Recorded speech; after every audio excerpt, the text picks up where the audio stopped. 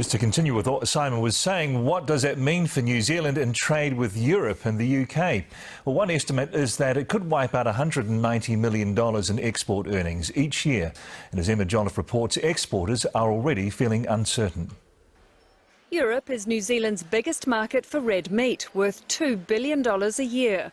Half of the meat exported to Europe goes to the UK.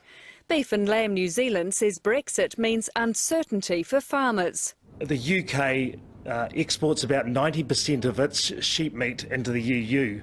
So all of a sudden there's a question around, well, what will they be doing with their exports? Will it bring more of their product back onto their domestic market?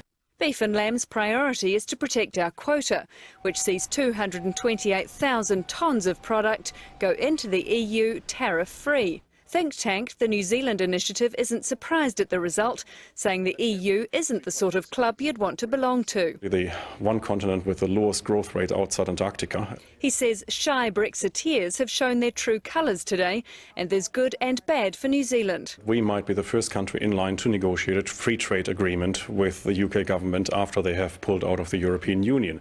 And I think what we should be doing is actually we should be offering technical assistance to the UK government because they haven't had to do this for decades. All negotiating has been done by Brussels since 1973, but we've done it with China. We've done it with the Trans-Pacific Partnership. But Business New Zealand predicts trading conditions will be harder than they have been and fears prolonged economic uncertainty. And the stakes are high.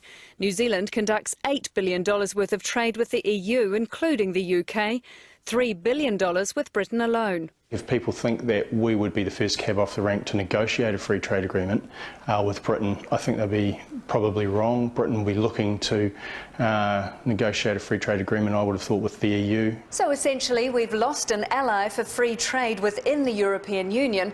At the same time, New Zealand is trying to negotiate a free trade agreement with the EU trading bloc. Emma Jolliffe, Newshub.